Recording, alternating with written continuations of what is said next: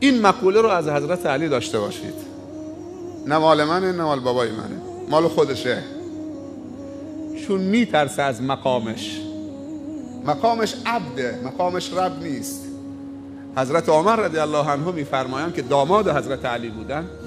ام کلثوم دختر فاطمه زهرا همسر حضرت عمر بودا. میگه روز قیامت اگر خدا صدا بزنه که همه خلایق بهشتی هستند مگر یک نفر بهشت نمیره، عمر فکر میکنه اون یک نفر عمره.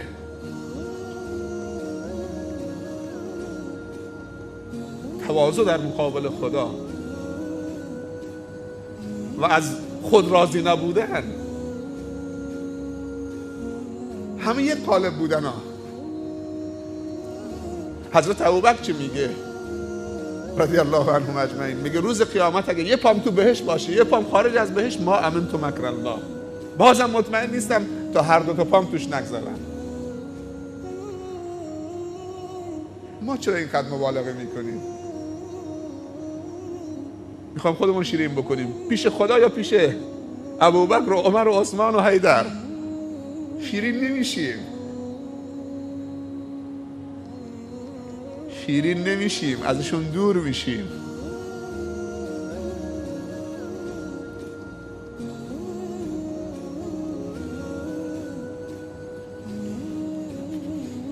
حضرت علی رضی الله عنه اگر نام انبیا برده شد باید بگی علیهم السلام یا علیهم الصلاة و السلام. اگه نام رسول الله صلی الله علیه و سلم برده شد باید بگی صلی الله علیه و سلم یا علیه الصلاة و السلام. یک بار صلوات فرستادن بر پیامبر 40 تا فایده داره. مجال نیست من 40 تاشو بگم، ولی یکی از فوایدش خدا 10 بار بر اون کسی که صلوات فرستاده یک بار درود میفرسته. این یکی از فوایدشه. 39 تا دیگه داره. تو کتاب التقاط الدرر و اختطاف الثمر هر 40 تا فایده یک بار صلوات نوشته شده و علمای بزرگ کتاب خاص نوشتن در مورد فواید صلوات. یک بار صلوات 40 فایده کمه.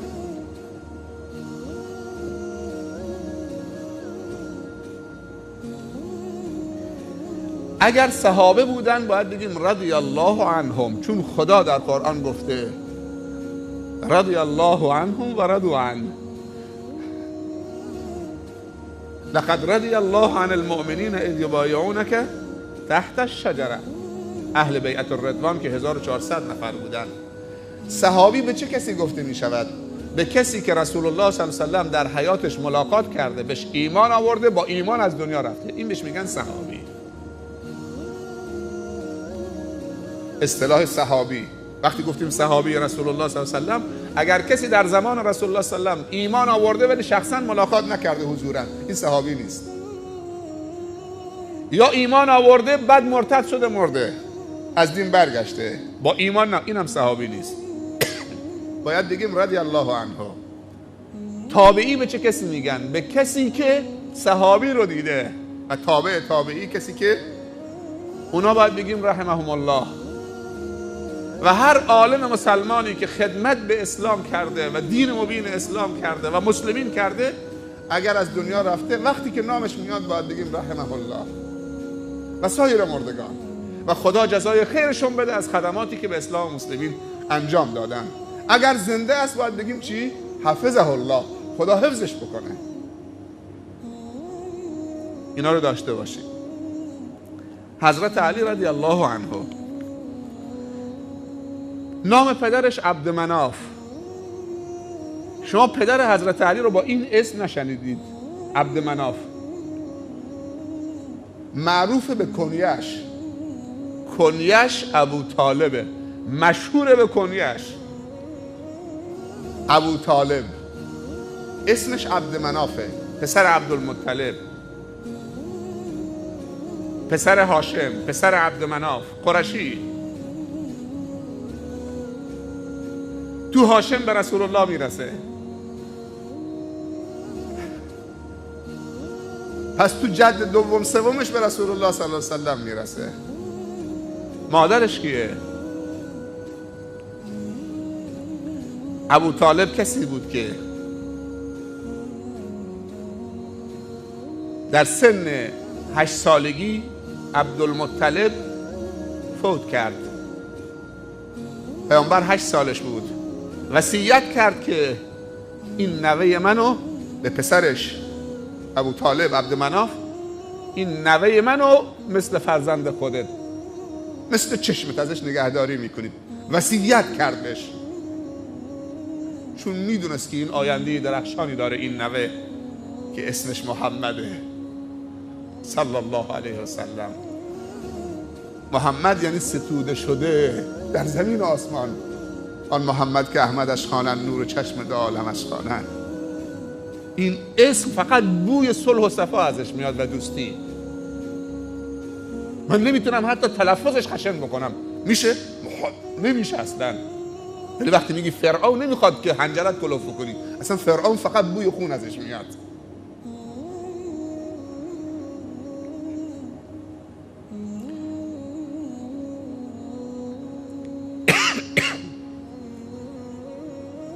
و کل وجودشو ابو طالب به محمد داد صلی الله علیه وسلم. مادر علی کیه رضی الله عنهم اجمعین؟ فاطمه بنت اسد. از زنهایی که در صدر اسلام آورد و از مؤمنات طراز اول صدر اسلام و مهاجرات بود که هجرت کرد. فاطمه بنت اسد و کسی بود که جای خالی آمنه را برای محمد پر کرد صلی الله علیه و سلم و رضی الله عنه. یک مادر تمام عیار با خلوص نیت و تو حرکات و سکنات این نوجوان میدید که این شخصیت بزرگیه. حرکات و سکناتش غیر طبیعی بود. اونقدر که فاطمه بنت اسد به محمد توجه میکرد و فرزندانش توجه نمیکرد.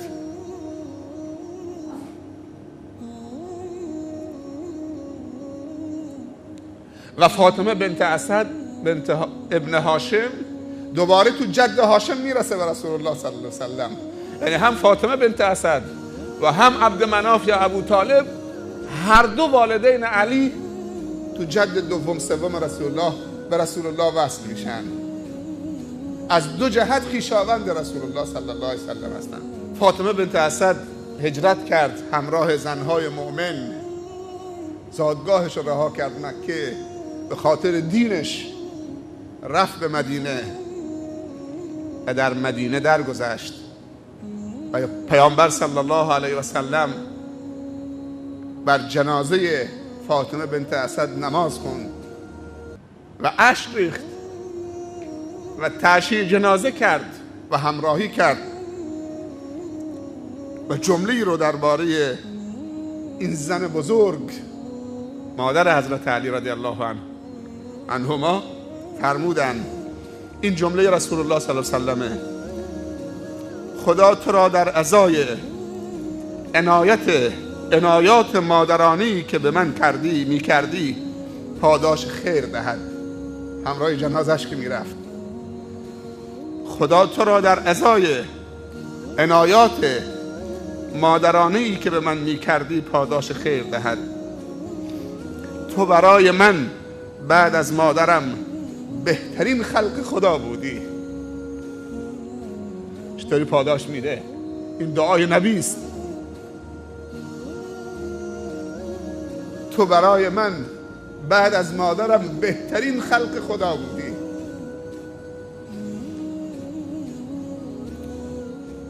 وقتی این دید نسبت به مادر حضرت علی داره که در حقش مادری کرده، چه دیدی در حق علی داره؟ چون ابو طالب هم در حقش پدری کرده، گرچه نهایتا ابو طالب بهش ایمان نیاورد، تو شرم حضور واقع شد. از دیدگاه اهل سنت ابو طالب ایمان نیاورد، با وجودی که قلبا میدونست و 100% حمایت کرد، ولی گفت من بر دین آبا و اجدادم میمیرم. شرم حضور مانع شد و پیامبر ناراحت شد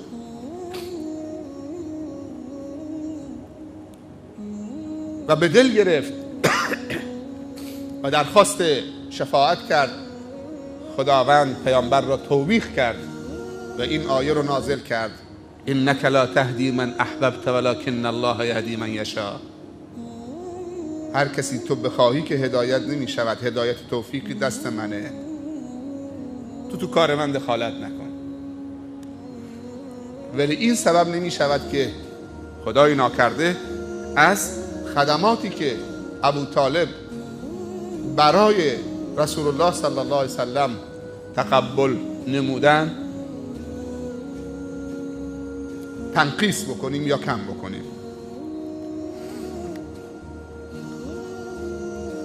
پس نام پدر فهمیدیم، نام مادر.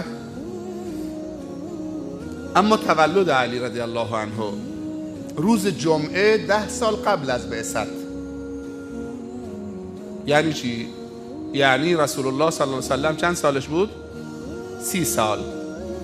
روز جمعه 10 سال قبل از بعثت، 23 سال بعد از 23 سال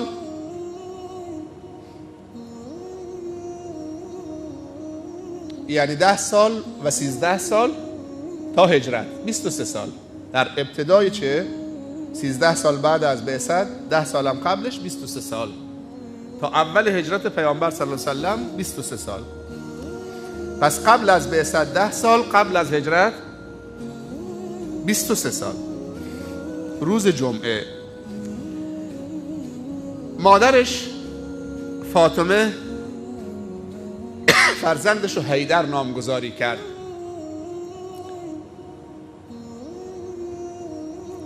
و در غزوه خیبر خود حضرت علی رضی الله عنه همین جوری که مشغول جهاد بود این جمله رو گفت: انا الذی سمتنی امی حیدرا. حیدر یعنی شیر، یکی از نامهای شیر به عربی حیدر بهش میگه. میگه من کسیم که مادرم مرا حیدر نامگذاری کرده. اما ابو طالب نام حیدر را تغییر داد و فرزندش را علی نامگذاری کرد. پس حیدر نامی است که یا وصفی است که مادرش براش انتخاب کرد به معنای شیر. واقعا هم شیر بود، اسم بر مسما بود.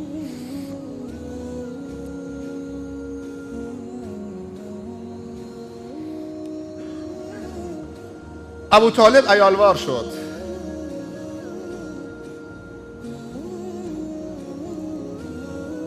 یک ممر تجارت داشت که کفاف زندگیش نمی کرد با اون همه عیالمندی که داشت. رسول الله صلی الله علیه وسلم دید که ابو طالب هم عیالمنده و هم ممری که داره کفاف زندگی نمیکنه. آمد پیشنهاد داد به عموش که علی را به من بده.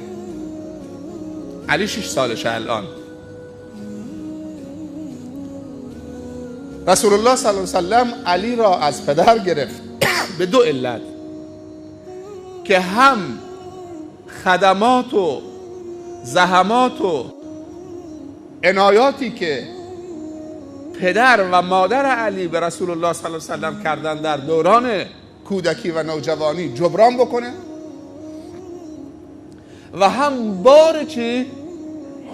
بار اقتصادی رو از دوش ابو طالب کم بکنه.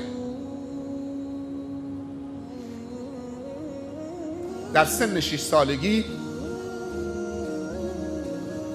علی وارد خانواده و خاندان نبوت شد. وارد خانه نبوت شد، بیت النبوت، در سن 6 سالگی. از عنایات ویژه هم از رسول الله صلی الله علیه و و هم از ام المؤمنین خدیجه. خدا وقتی نظر لطفی به کسی بکن اینطوری میشه. 6 سالشه وارد بیت النبوه شده، همینجور تربیت شد، دید، شنید، عقلش پرورش، روحش بزرگ شد، دلش بزرگ شد، سجایا و اخلاقش شکل گرفت تو همین 4 سال تا رسید به سن 10 سالگی. در سن 10 سالگی هنوز علی مسلمان نشده چون سنی نداره. 6 سالگی وارد شده، 4 سال گذشته، خیلی از مسائل رو گرفته. بالاخره تو زندگی رسول الله صلی الله علیه و ام المؤمنین خدیجه رضی الله عنها که ام الاشراف هست وارد شده و از همه خصوصیت هاشون و احساسات زیباشون و عاطفه های زیباشون و رجاحت عقلشون و کمالاتشون داره برخوردار میشه، سر سفره باشونه مثل یک فرزند. اسلام علی در سن 10 سالگی یک روز ناخودآگاه دید که رسول الله صلی الله علیه و سلم با ام المؤمنین خدیجه به نماز ایستادند و آیاتی از وحی را تلاوت میکنند. این کودک 10 ساله برای اولین بار بود که نماز رو میدید. نماز بر حنیفیت، احکام در مدینه نازل شده، ولی پیامبر صلی الله علیه و سلم بر ملت حنیفی ابراهیم عبادت میکرد. مات و مبهوت شد. این حرکات موزون با این کلمات مبارک و مقدس، با اون همه صداقت و اخلاصی که در رسول الله صلی الله علیه و سلم و ام المؤمنین میدید، مات و مبهوت، سر تا پا گوش. بعد از اینکه سلام دادن رسول الله صلی الله علیه و سلم و ام المؤمنین متوجه علی شدن که مات و مبهوت خیره شده. گفت علی پسرم بیا اینجا. احترامی که به رسول الله قائل بود و تأثری که نسبت به کلام خدا براش ایجاد شده بود، رسول الله صلی الله علیه و سلم از فرصت استفاده کرد. گفت علی خدا منو به پیامبری مبعوث کرده، تو رو دعوت میکنم که بر دین اسلام وارد بشید و شهاده به اسلام بدید. کودک 10 ساله. رسول الله صلی الله علیه و سلم میفهمید که اون بزرگتر از 10 ساله، سن سال کاری نداره و تو این 4 سال اونقدر پختگی و بزرگی عایدش شده و کمالات که آمادگی و ظرفیت این پیشنهاد داره. خیلی احترام قائل بود و خیلی متأثر شده بود، اما به پدرش هم احترام قائل بود. وقتی رسول الله صلی الله علیه و سلم بهش پیشنهاد اسلام داد، گفت سمعا و طاعه، اما تو نمیخوای که من، کلامش این بود، تو نمیخوای که من تحمیلی اسلام بیاورم. من به پدرم احترام قائلم، بدون مشورت پدرم کاری انجام ندادم، با احترام به تو ای رسول خدا. و ام المؤمنین گفت اشکال نداره، برو با بابا مشورت بکن بر بگرد.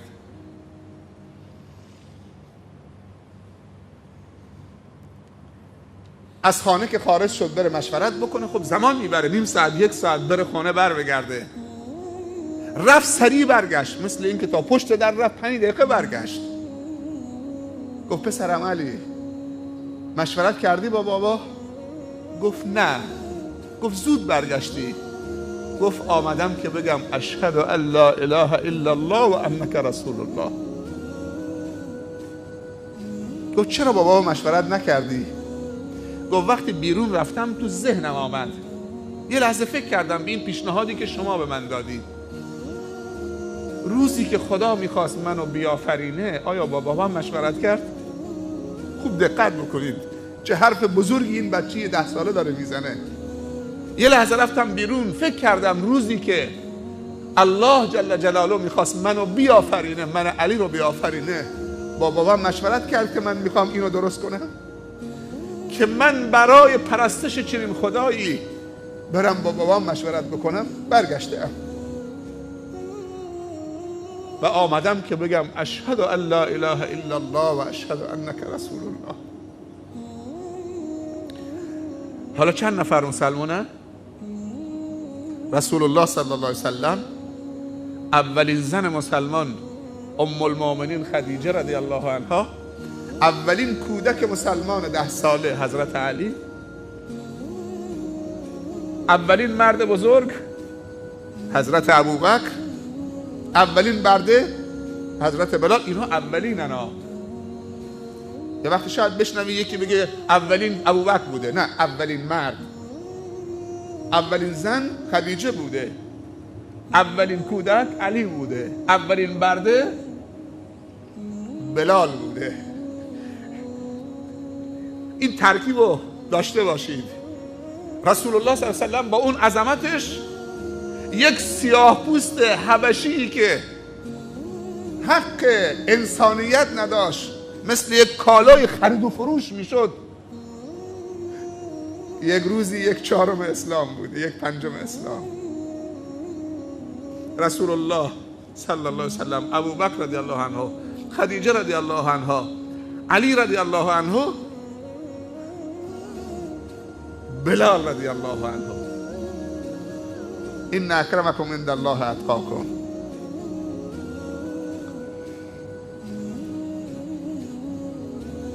علی وارد اسلام شد و این جمله رو فراموش نکنید، این جمله بزرگ، این کودک بزرگ. بعضی موقع ما بچه هایی رو میبینیم که حرکاتشون تو دوره طفولیت حرکات انسان های بزرگه، حرکات ابن سینا میگن خیلی حرکات عجیب بوده تو دوره کودکیش که مادرش یا پدرش بهش میگفته تو نابغه میشی. پس 3 تا تأثیر و صداقت رسول الله و احترام برای رسول الله صلی الله علیه وسلم، 2 تأثیر از کلام خدا که تلاوت میکردن و احترامی که به پدرش قائل بود که رفت، ولی چه اون 2 تا تأثیر خیلی قوی تر بود، سریع اونو برگردان. مطلب 5، پس نام پدر علی، نام مادر علی، تولد علی، اسلام علی. من مختصر دارم میگم که تو حافظتون بمونه، دیگه نیاز نداشته باشید. لب مطالب از دیدگاه اهل سنت. 5 فضائل علی. فضائل علی بی شماره.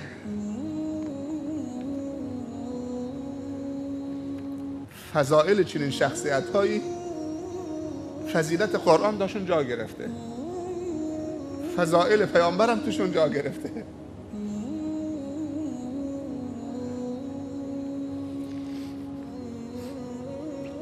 یک،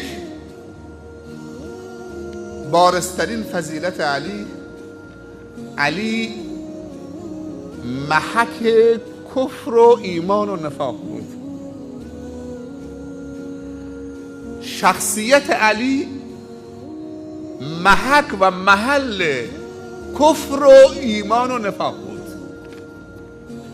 یعنی با علی محک می زدن. پیامبر صلی الله علیه وسلم در حدیثی که ام سلمه روایت میکنه در صحیح ترمذی، سنن ترمذی، پیامبر صلی الله علیه وسلم ام سلمه ام المؤمنین رضی الله عنها میفرمایند که شنیدم رسول الله صلی الله علیه وسلم درباره علی میفرمایند لا يحب علیا منافق ولا یبغضه مؤمن. هیچ منافقی علی رو دوست نمی‌دارد و هیچ مؤمنی بغض علی را ندارد.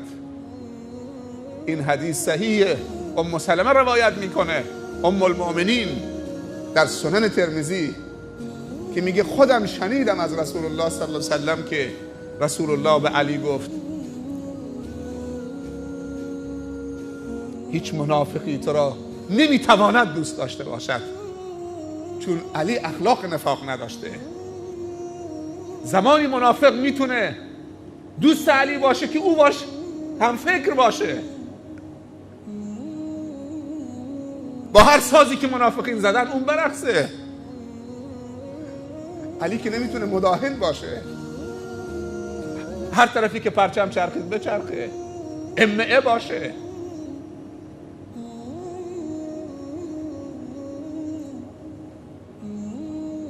امروزه در دنیا نگاه بکنید چقدر از رهبران دینی با ساز منافقین دارن میرقصن، چقدر از مرشدین، چقدر از کسانی که مقتدا هستن،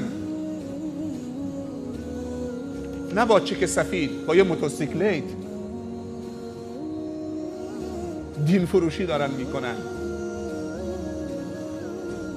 پس منافق هیچ موقع طمع نکرده که تو دلش نیامده، تو ذهنش خطور نکرده که بتونه یک روز علی را به صف خودش بکشونه. در نتیجه قطع امید کردن. اون انسان ها این همه برکاتشون عاید بشریت نشده اگر ضعف ایمانی داشتن که منافق در اونها طمع بکنه و ظالم در اونها طمع بکنه. هیچ ظالمی طمع نکرده علی در صفش باشه، ولی هر مظلومی طمع کرده که علی پشتش میسته و هر مؤمنی طمع کرده که علی حامیش خودش و بچه هاش.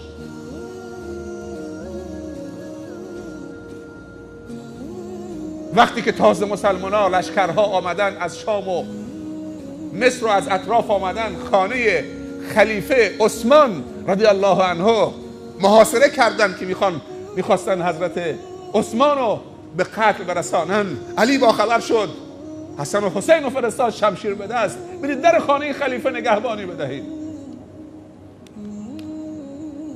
مبادا مویی از سر خلیفه کم بشه. حضرت عثمان اونها را برگردون، دعای خیر برای علی کرد، جگرگوشه هاشو فرستاد. با ارزشتر از حسن و حسین کسی هست؟ ذریه پیامبر از نسل فاطمه. ان ابنی هذا سید، رسول الله میگه این پسر من حسن سیده و صلح طلبه و بین دو گروه عظیم مسلمانان صلح برقرار میکنه. این دوتا را فرستاد برید از خلیفه حمایت بکنید. کسی فرزندش رو تقدیم میکنه تا دوست نداشته باشدش؟ تشنه محبت همدیگر بودن. چرا ما اینطوری تفکیک کردیم؟ خودشون تفکیک نکردن، رسول خدا تفکیک نکرد، خدا هم تفکیک نکرده. به چه مجوزی داریم تفکیک میکنیم؟ به چه مجوزی داریم شخصیت ها رو مصادره میکنیم؟ با کدوم تقوایی؟ ولا یجرمنکم شنآن قوم علی الا تعدلوا. تو زندگی حضرت علی به نکته هایی میرسیم که خیلی بزرگه، که تو سخت‌ترین شرایط عدالت رو رها نکرد. درباره کسی که خنجر رو فرو کرده بود تو پیشونیش،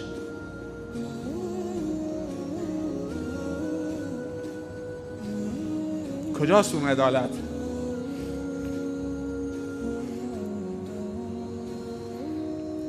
حالا جابر ابن عبدالله انصاری چی میگه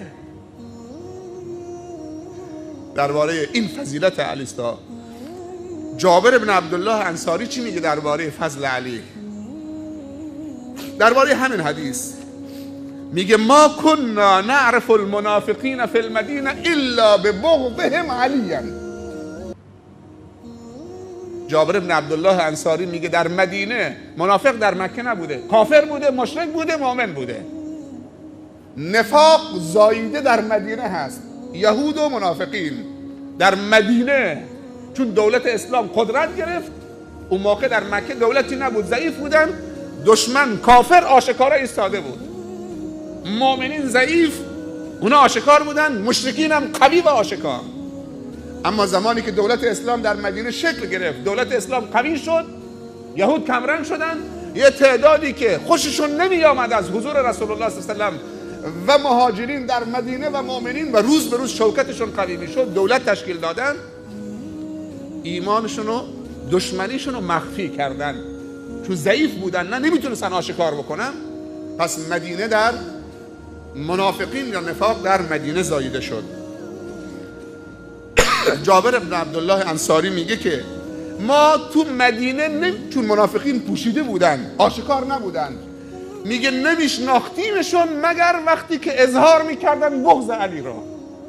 در جا میدونستیم که این منافقه، چون پیامبر گفته منافق نمیتونه علی رو چه؟ دوست بداره. میگه میشناختیمشون با بغضشون علی. این یک فضیلت. فضیلت دوم،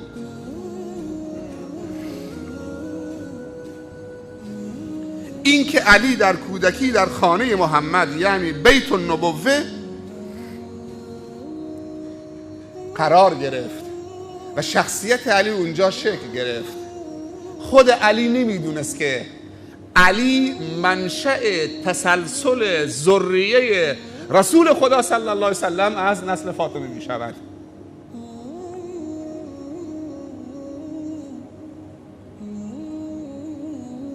پس نسل رسول الله صلی الله علیه وسلم از فاطمه است که علی منشأ تسلسل این ذریه است. ذریه رسول الله صلی الله علیه وسلم از کمر پدر فرزندان نیست، از رحم مادرشونه.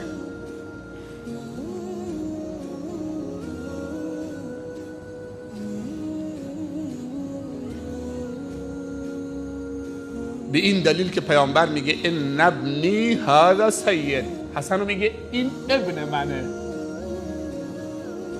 ذریه منه.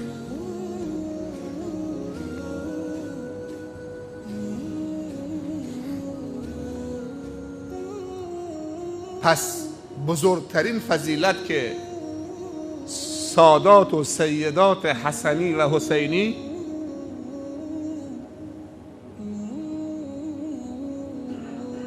منشأ شکلگیریش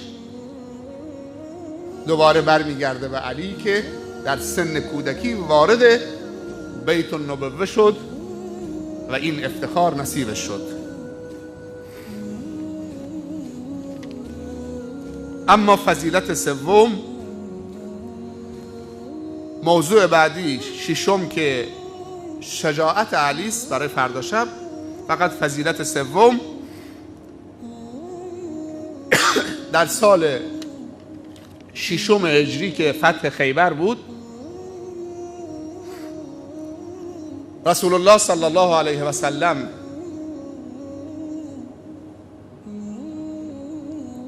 شب اعلام کرد فردا صبح علم جهاد رو میدم به شخصی که خدا رو دوست دارد و رسولش، و خدا و رسولش هم اونو دوست دارن.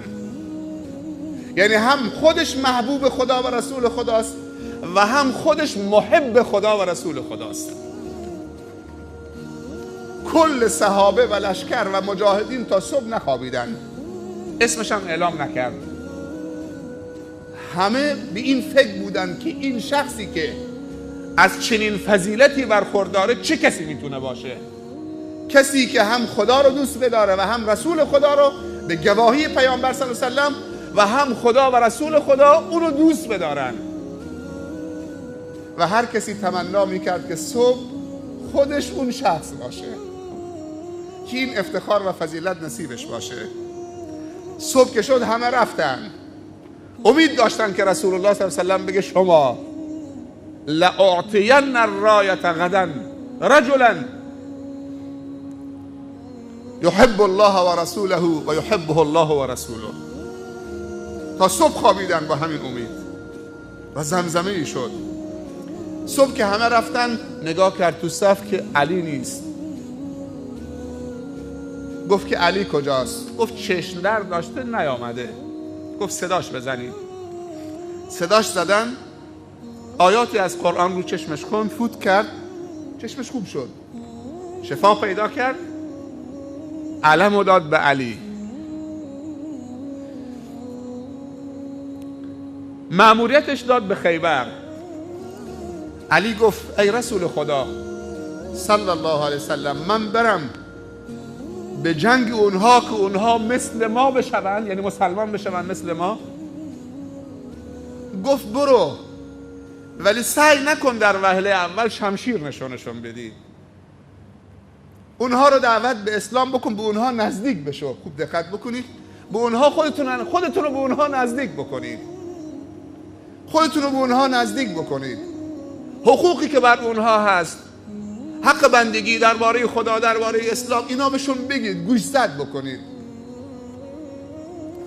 بعد گفت ای علی لأن یهدی الله علی یدیک رجلا واحدا خیر لک من حمر النعم.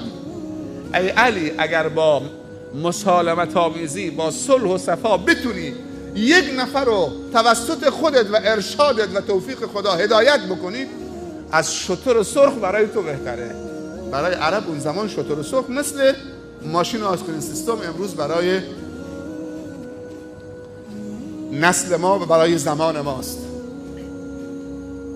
بعد از این که رسول الله صلی الله علیه و سلم پرچمو به علی داد، اون سر و صدا آرام گرفت و این فضیلت دوباره از آن علی شد. پس چند تا فضایل گفتیم. یکی حب و بغض علی نشانه ایمان و کفر و نفاقه، حدیثشو فهمیدید. یکی علی منشأ تسلسل ذریه پیامبر صلی الله علیه و سلم، یعنی سادات و سیدات حسنی و حسینی هستند. و سوم به گواهی رسول الله صلی الله علیه و سلم، علی خدا و رسول خدا را از صمیم قلب دوست دارد و خدا و رسول خدا هم علی را دوست می‌دارند. از این دیگه گواهی بالاتر نیست. چه فضیلتی!